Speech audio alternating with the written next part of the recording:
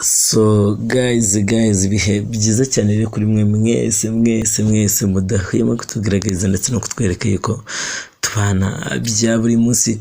None akaba ari umwami w'umwana official, of course nje nk'abandi umwami muto cyangwa se onyite musaza wabo Simba. So guys, no kuvuga ngo rero ku munsi w'ejo indirimbo yitwa Jugumila yasibwe kuri YouTube.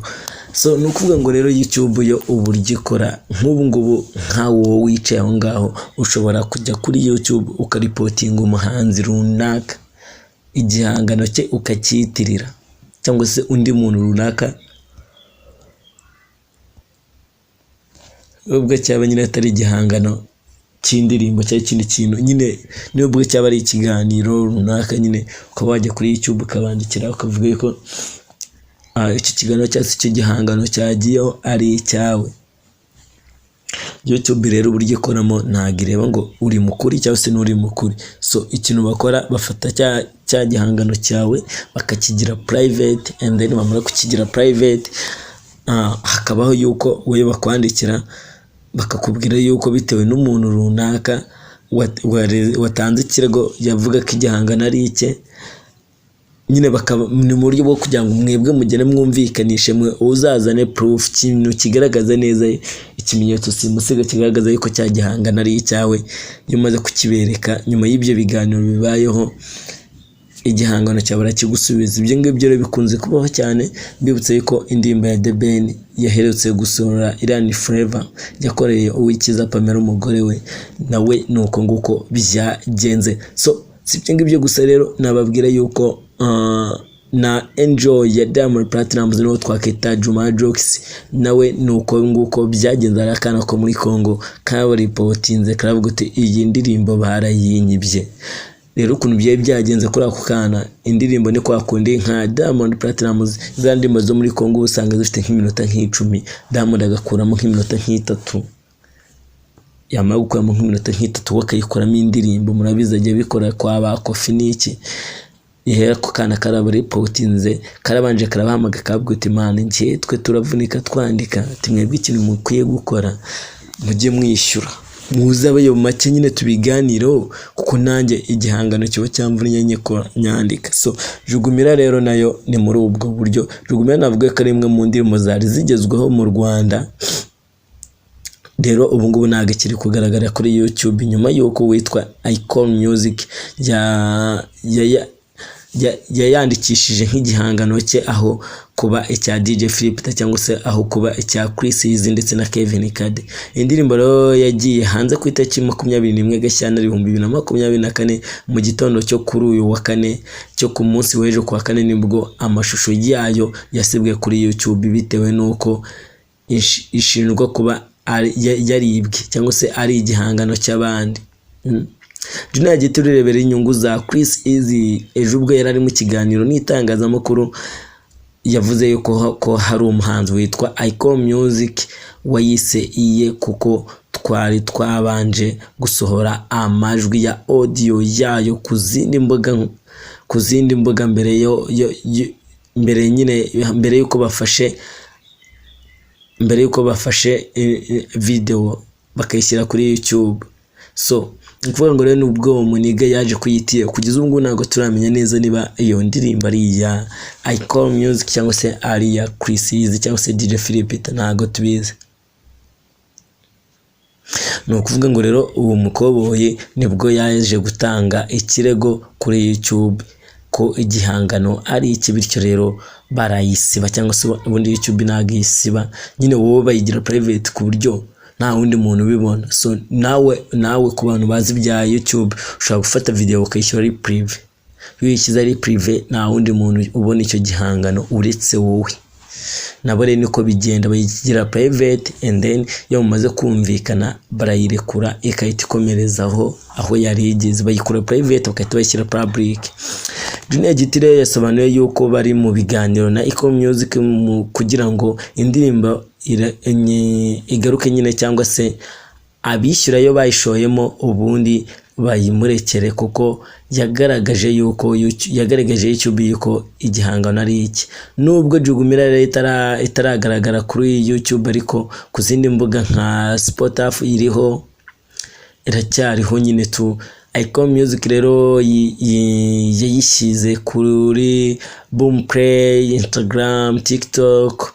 Icon Music rero yayisibishije amajwi ya Jugumila kuri TikTok ku buryo hagaragaraho amashusho n'amajwi yayo. Kwa kundi hari ukuboro bashyira ka audio mukajya mugakora challenge. TikTok rero ayo majwi yarasibishije. Indirimbo rero kugira ngo igaruke kuri YouTube, indirimbo kugira ngo bongere bayigarure, ba nyirayo barasabwa kuba bafite ibyangombwa byerekana yuko igihangano ari icyabo, by'ubwenge nyine bigaragara ko igihangano ari icyabo. So igihe rero kugira ngo iki gihangano kigaragare ko ari icyabo, ni icyangombwa gitangwa, ni icyangombwa cy'urwego rw'igihugu rushinzwe iterambere RDB, kugira ngo babyereke ubuyobozi bwa YouTube yuko iyo ndirimbo ari yabo. Niyo mpamvu kwandikisha ibihangano bya muri RGB ari ikintu cy'ingenzi, ko nta muntu ushobora kuza akiyitirira ikintu cyawe. Ubu ngubu tuganira bashobora kuba bafata boro zawe, umuntu akaza akaziyitirira, akazitize zitandikishe muri RGB, ukuraho nta hantu hamwe wajya kurega. Ariko boro zawe zandikishe muri RGB kuko n'ubundi busora, ntago umuntu yaza ngo ngabyite ibye kandi RGB muri RGB bigaragara ko igihangano ari icyawe. Ntago ibyo bintu byabaho, ntago ibyo bintu byabaho rwose. So nukuvuga ngo rero ubu ngubu tuganira ntago kiri kuri YouTube. Nuko ngo rero kugira ngo iyo ndirimbo ibashe kugaruka n'icyo cyangombwa cyase ibyo byangombwa bigomba gutangwa na RGB, ahasiga bakabyereka ubuyobozi bwa YouTube kugira ngo irandirimbo babashe kuba bayisubiza ku murongo. Ibindi rero bizakurikiraho ni izo nzira zose zamutse zanze, ugasanga ntago birimo gukunda, byanze nyine.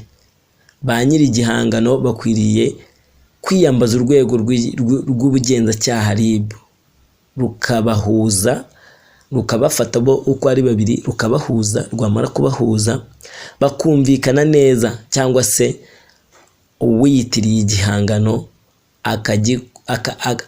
agakurikiranwa mu mategeko. Ariko barabanza bakabahuza, bamara kubahuza, wa muntu wiyitiriye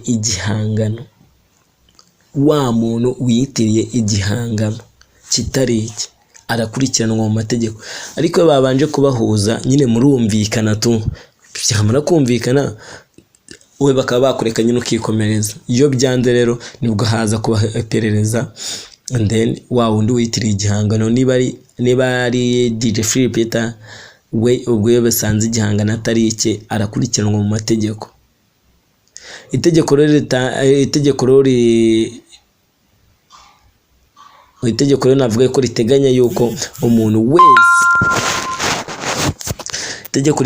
umuntu wese wihesha umutungo w'undi muntu, imari yose cyangwa se igice cyayo mu buryo bw'uburiganya, mu buryo wa muntu adafitiye izina ritari irye,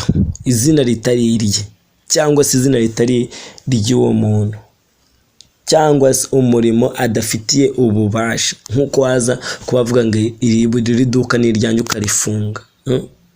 Ibaze nyine nawe nko kuba waza ukasanga nko mu iduka angize ukahita uhafunga buti ngiye bino bintu ni ibyanjye, cyangwa se akizeza icyeza, cyangwa se akaba yagatinyisha ko hari ikibi kizaba nyine akoze.